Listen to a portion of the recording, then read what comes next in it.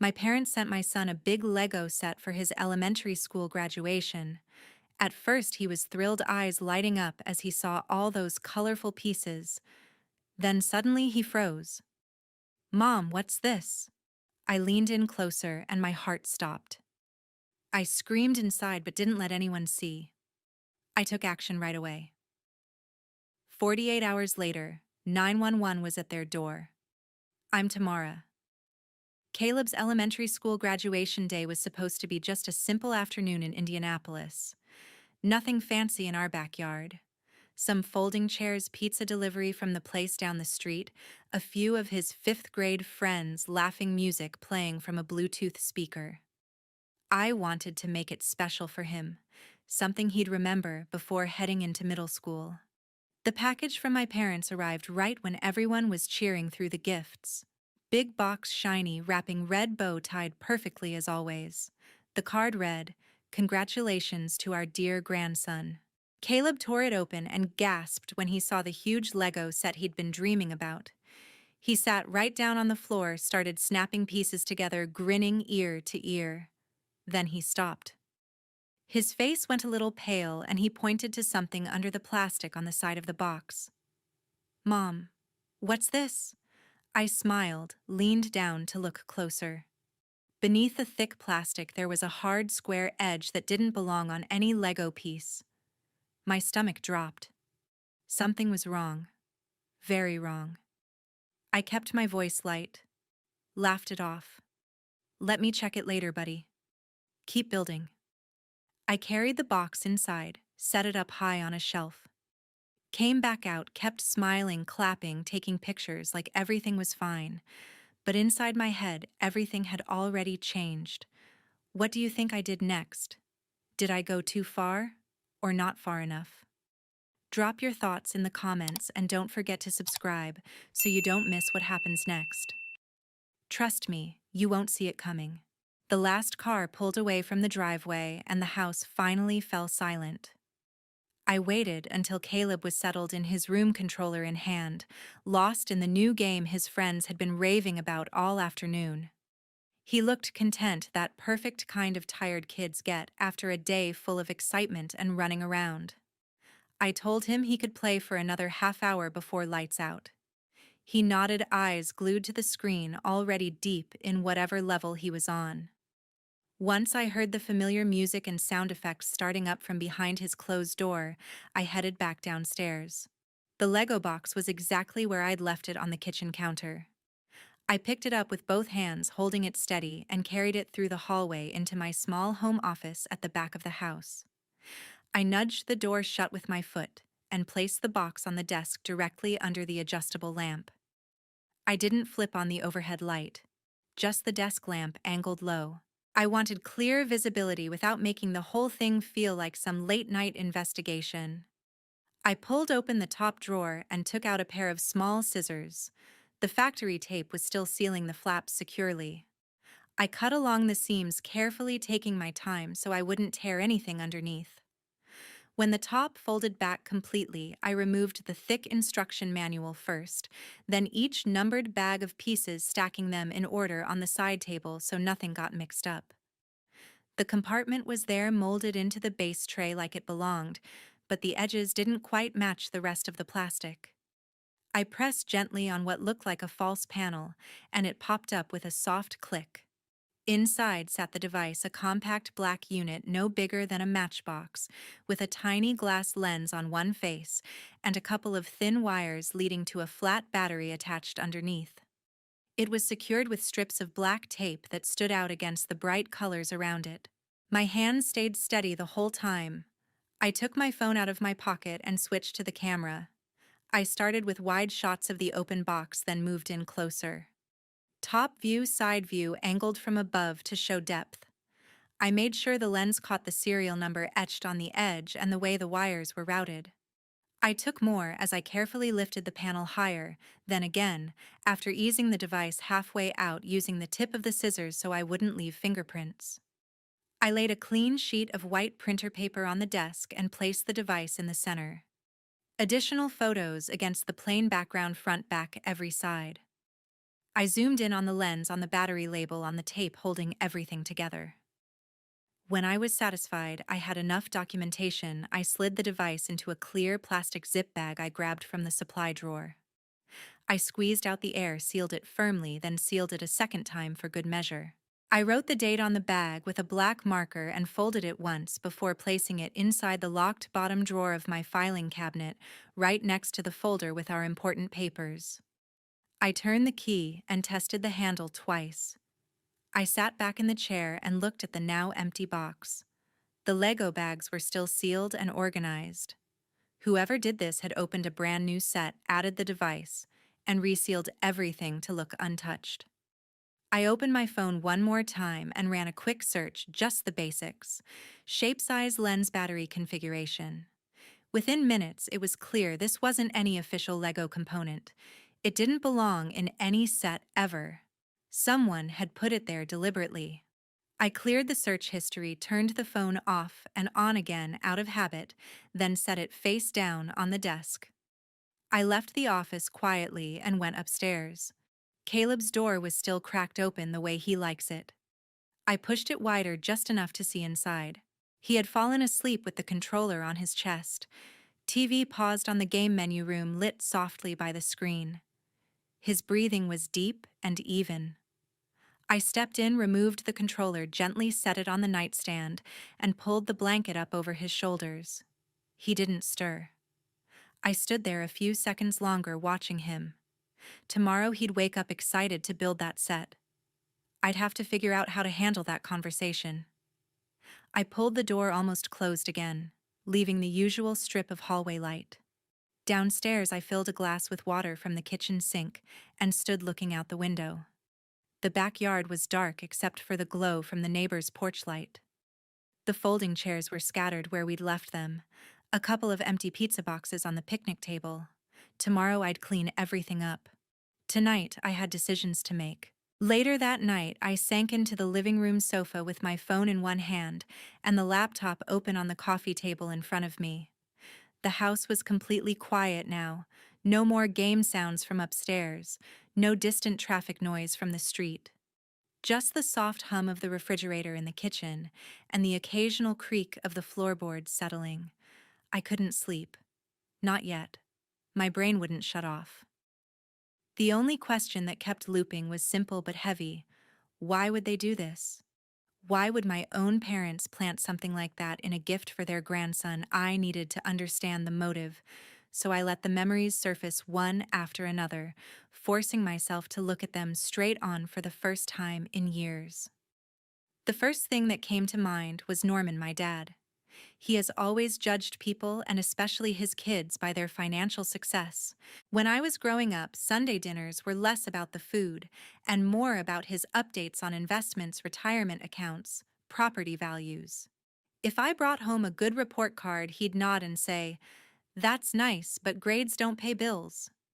When I got my first part-time job at 16, he sat me down with a spreadsheet to track every paycheck and expense. Money is security, Tamara. Lose control of it and you lose everything. Even after I moved out and started my own life, the habit continued. He'd call just to check in, and within minutes ask about my 401k contributions or whether I was maximizing Caleb's college savings. It wasn't advice. It was oversight. They always needed control over money that wasn't theirs. I pulled the blanket tighter around my shoulders. Those conversations never felt like concern. They felt like ownership. Norman couldn't stand the idea of resources existing outside his influence. They always needed to control money belonging to someone else. Next came Pamela, my mom. She was different, soft voice, warm hugs, always the one to smooth things over when Norman got too sharp. But her kindness had edges. After the divorce, she increased her visits, showing up with grocery bags or little treats for Caleb. "I worry about you handling everything alone, sweetheart. It's a lot for one person." She'd sit at my kitchen table, sipping tea, and list all the ways single parenting was challenging. "Boys need structure, discipline. Are you sure you're getting enough rest to stay patient? It sounded supportive on the surface, but every comment carried the same underlying message: I wasn't managing well enough without help.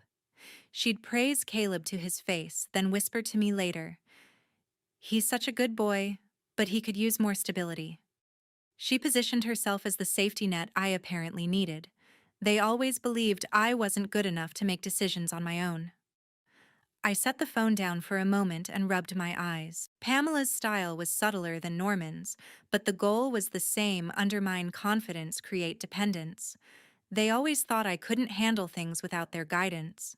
The third memory was the clearest and the most painful: the trust fund. My grandfather, Norman's father, died 5 years ago and left $200,000 in a trust specifically for Caleb's future education. The will was explicit. I was the trustee, full discretion on use for school-related expenses, no access for anyone else. Norman was in the lawyer's office when it was read. I saw his jaw tighten. That evening at their house, he started, "That's a lot of money sitting there. Family resources should benefit the whole family." Pamela chimed in gently, "We're only thinking of Caleb. Unexpected costs come up." Over the years, the suggestions grew more direct. Holiday dinners turned into discussions about temporary borrowing for home repairs or car payments. "We'll pay it back with interest." Birthdays brought envelopes with ideas for investing the fund differently. They framed it as practicality, but it was entitlement.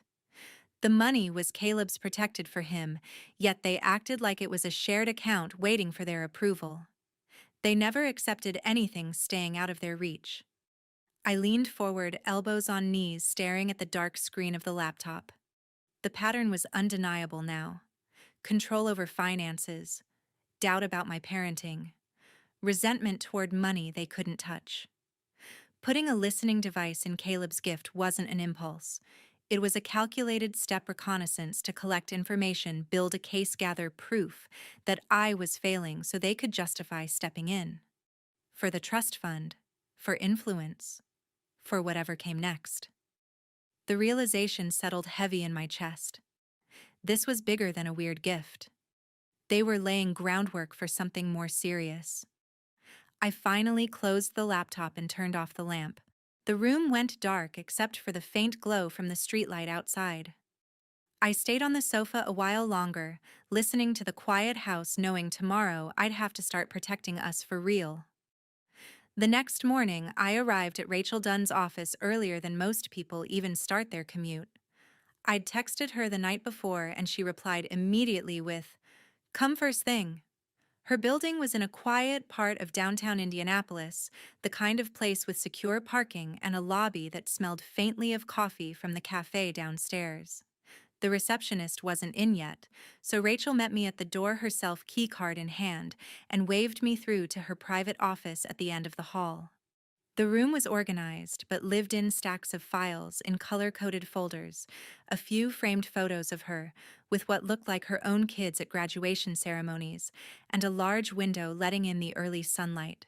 She motioned for me to take the chair across from her desk and poured me a cup of coffee from the pot on the side table without asking if I wanted one. I accepted it gratefully. My hands needed something to hold. I placed my phone on the desk between us and opened the photo gallery directly to the folder I'd created. This was hidden inside the Lego set my parents sent for Caleb's graduation gift.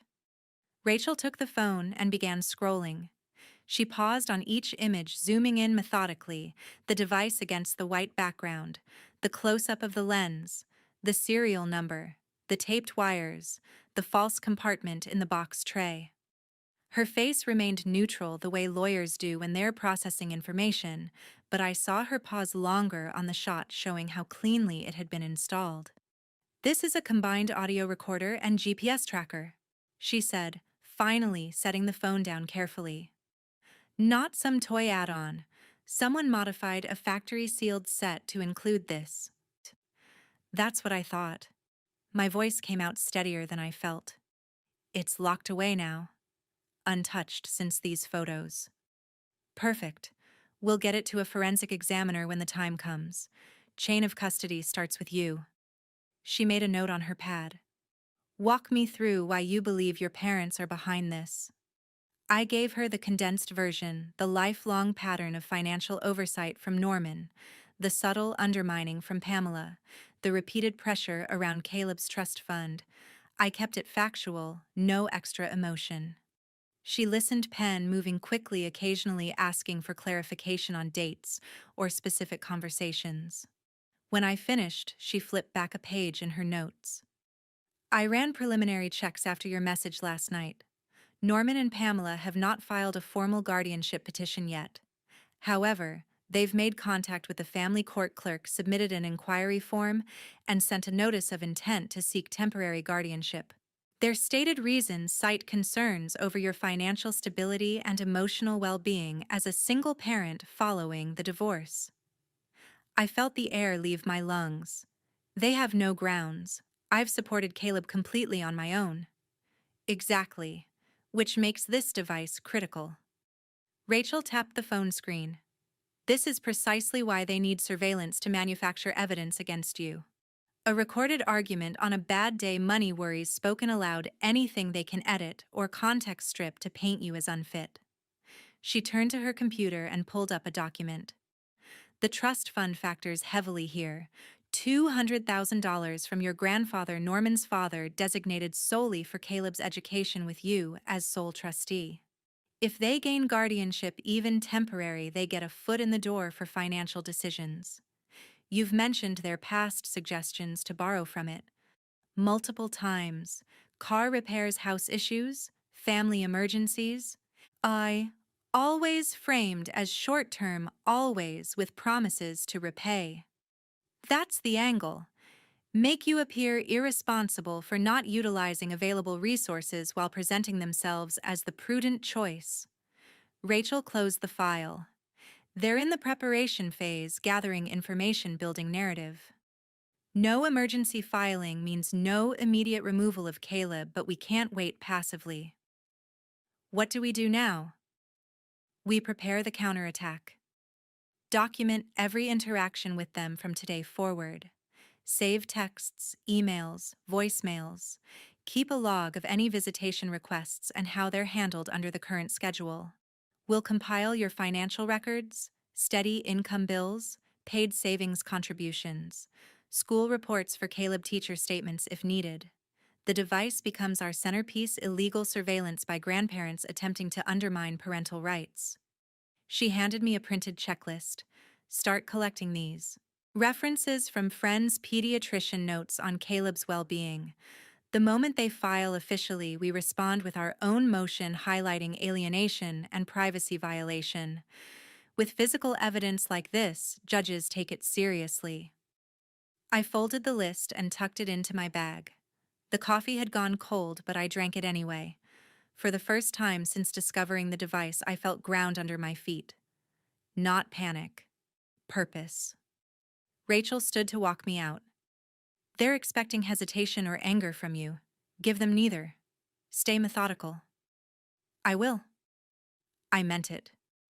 In the elevator down, I watched the numbers descend. They thought they were collecting leverage against me. Instead, they'd given me the strongest weapon possible. A few days later, the weekend arrived, the one where the temporary court order allowed my parents to take Caleb for a few hours to host their own second graduation celebration. Rachel had warned me it would happen unless we had grounds to block it completely. The judge had maintained grandparent visitation rights for now, limited to daytime public places only. Pick up and drop off at a neutral spot. No overnights. I hated every part of it, but I stuck to the letter of the order. Friday evening, I unboxed the smartwatch I'd ordered rush delivery. It looked fun, bright screen games, basic texting, but the real feature was the hidden SOS button. One long press sent an immediate GPS ping to my phone and started recording audio for up to 30 minutes. I called Caleb into the kitchen after dinner. He hopped up on a stool, curious. I slid the watch onto his wrist and adjusted the band. This is important, okay? I said, keeping my tone light but serious. Tomorrow, when you go with Grandpa and Grandma, if anything feels off, if they take you somewhere different than the park we agreed on, or if you just get uncomfortable, press this button here and hold it. He studied the screen. What does it do? It sends me your exact location instantly and lets me hear what's going on. I'll come get you right away. No questions, no trouble. He nodded slowly. Like an emergency thing. Exactly. Only use it if you need me. But don't hesitate. He flexed his arm, testing the fit. It's cool. Feels like a secret agent gadget. I managed to smile. Your own personal backup. Saturday morning came too fast. The meeting spot was the parking lot of a busy mall, cameras everywhere, people around, hard to argue it wasn't public. I arrived 20 minutes early, parked near the entrance, and waited with the engine running. Caleb sat beside me, backpack on his lap, chatting about what he wanted to build first with the Lego set still waiting unopened at home. I listened, nodding, but my eyes stayed on the clock. Their silver SUV pulled in exactly on time. Norman at the wheel, Pamela beside him smiling through the windshield, and Brandi in the back seat leaning forward to wave. Caleb gave me a quick hug, promised to text when he could, and hopped out. I watched him walk over, climb into the back, buckle up. They waved as they drove off toward the exit. The agreed plan was straightforward: quick lunch at a family restaurant, then the big park with playground and picnic areas for games and a small cake. Back by 4 sharp. I went home and tried to stay productive: laundry, emails, anything to keep my hands busy. I checked the watch app every 30 minutes. Normal pings around downtown shops and restaurants. Nothing unusual. Then just past 2, my phone buzzed hard on the counter. Red alert banner. SOS triggered. Live location streaming, moving away from the park route, heading straight to their neighborhood on the outskirts. I didn't think. I grabbed keys, purse, phone, and was in the car before the chime finished. Driving, I dialed 911. The operator answered immediately. I'm reporting a violation of a court-ordered visitation agreement. My son Caleb is with his grandparents under a temporary schedule that requires all activities in public locations. His emergency device just activated, and GPS shows they're taking him to their private home address instead. He's 11 years old. She took the details calmly. Names, case reference, current location feed. I read off the app. Units are being dispatched. Stay on the line if possible, ma'am. I'm en route now. Tell them I'll be there soon. The streets blurred. I stayed under the speed limit just enough not to get pulled over, hands white on the wheel. Every red light felt eternal. I turned onto their street 15 minutes later. 2 patrol cars were already there, parked at the curb, officers standing on the front porch, speaking with someone at the door. I slammed the car into park and ran up the walkway. One officer turned, hand raised cautiously. Ma'am, are you the parent? Yes, Tamara. Is Caleb okay? He's inside unharmed. We're addressing the location violation. The door opened wider. Pamela stood there, hands clasped, looking flustered. Norman behind her, arms crossed. Brandi lingered farther back in the entryway. Then Caleb appeared, backpack slung over one shoulder, watch still on his wrist.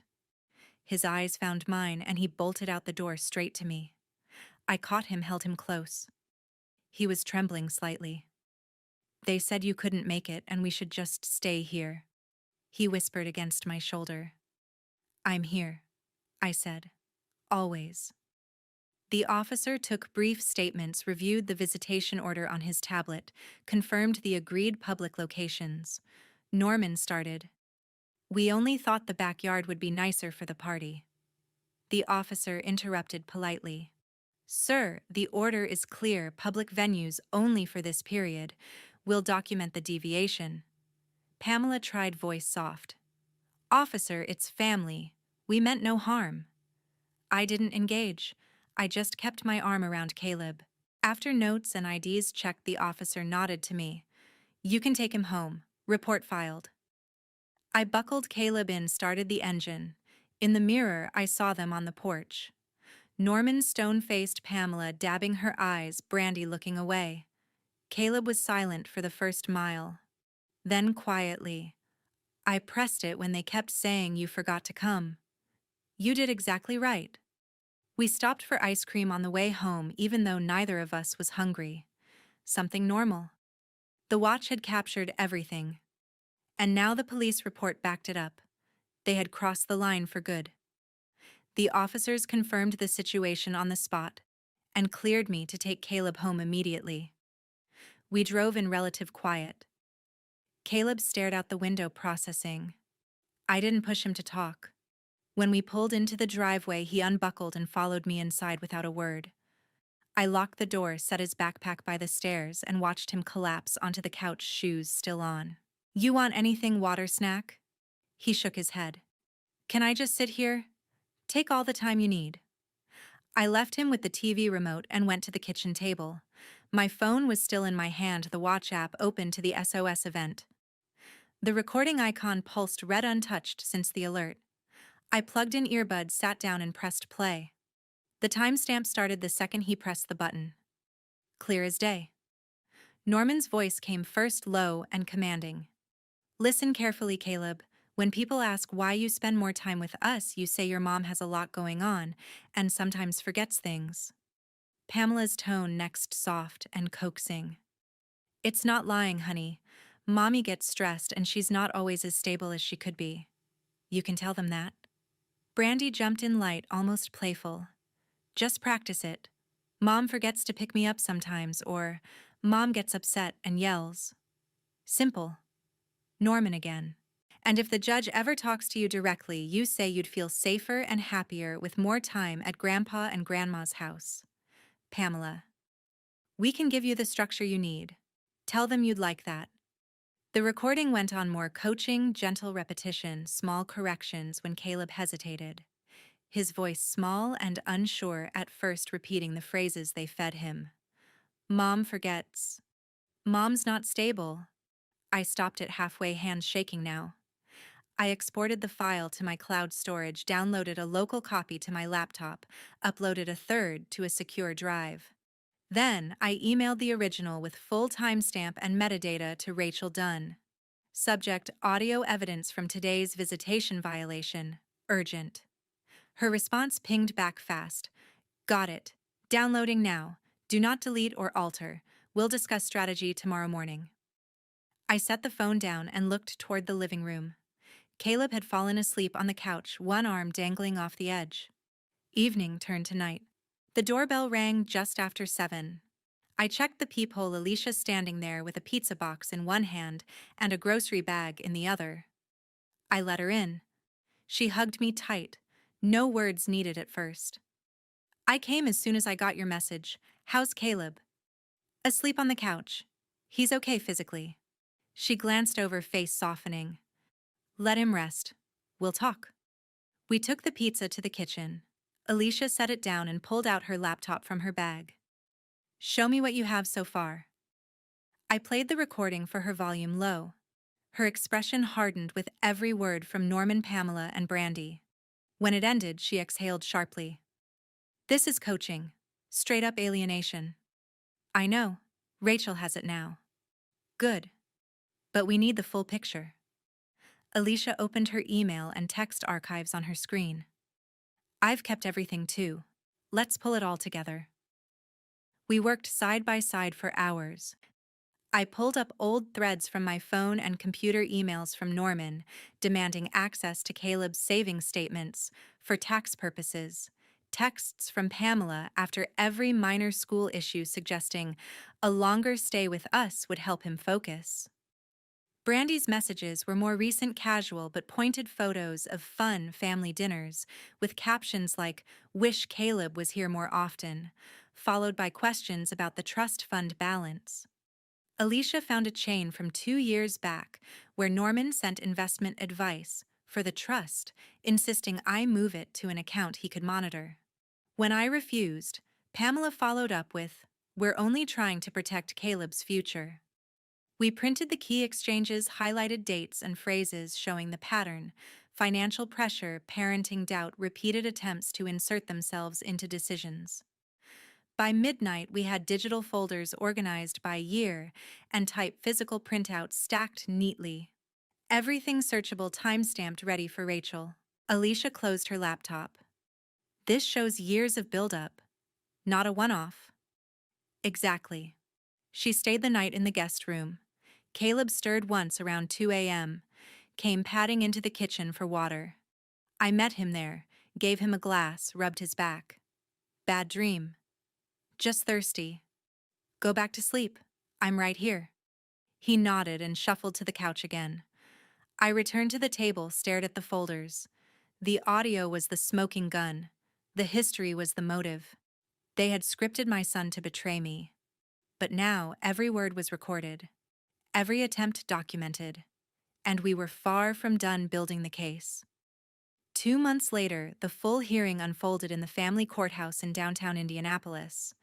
The building was familiar by now. Security check echoing hallways, the quiet tension of people waiting for their cases to be called. I arrived early, dressed simply but professionally, Rachel Dunn at my side, carrying a thick binder. Caleb was at school. The judge had ruled he didn't need to be present for this. We took our seats at the petitioner's table.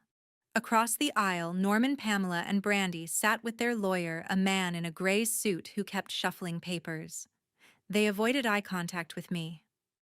The judge entered, a no-nonsense woman with reading glasses perched on her nose. She reviewed the file briefly, then opened the proceedings. Rachel went first, laying out our position calmly and methodically. She started with the device from the Lego set. The forensic report was entered as Exhibit A, professional analysis confirming it was a post-manufacture edition capable of real-time audio transmission and GPS tracking. Chain of custody documented from my sealed bag to the lab. Next came the watch recording. Rachel played key segments in open court, the timestamps visible on screen. Norman's direct instructions, Pamela's persuasive tone, Brandi's light encouragement. All three guiding Caleb to memorize and repeat phrases designed to portray me as forgetful and emotionally unstable. The judge listened intently, occasionally pausing the playback to make notes. Then, the communication history.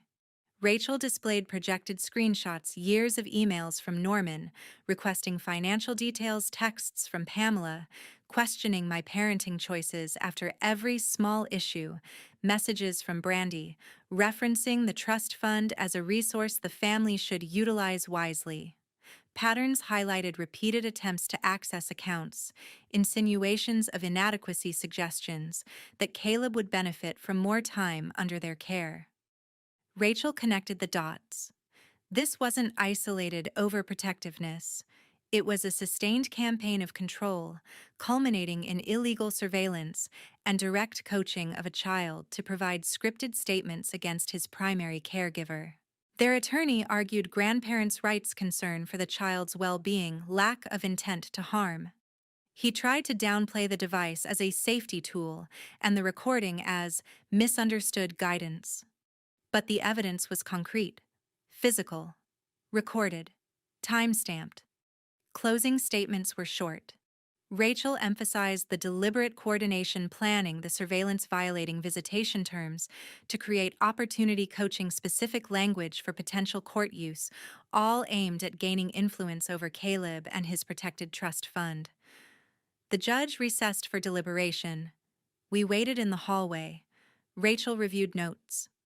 I drank bad coffee from the vending machine. Less than an hour later, we were called back in. The judge spoke clearly from the bench. The evidence presented demonstrates a pattern of behavior that goes beyond reasonable grandparent concern. The installation of an unauthorized surveillance device in a child's gift, the violation of court-ordered visitation parameters, and the recorded coaching of the minor to make negative statements about the petitioner constitutes serious interference with parental rights. This is not a single decision made in haste.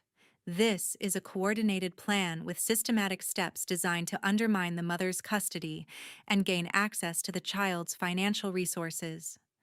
Such actions amount to parental alienation and present a clear risk to the child's psychological health.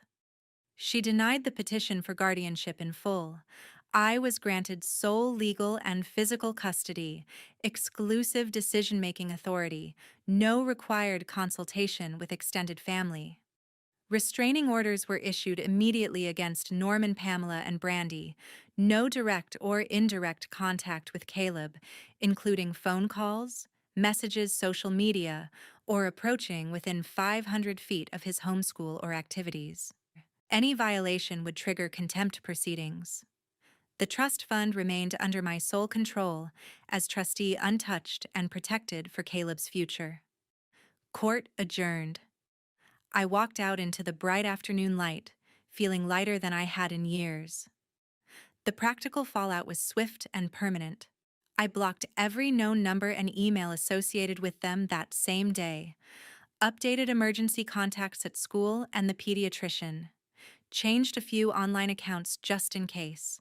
3 weeks later, we moved to a new house in a different neighborhood, still the same school boundaries for continuity, but far enough for a clean break. New paint on the walls, new routines. Caleb picked his own bedroom color. He bounced back steadily. The first month he had occasional questions. Will I ever see Grandma again? But therapy sessions helped him process the confusion. By the second month, he was building elaborate Lego creations without hesitation, inviting friends over, talking about middle school tryouts.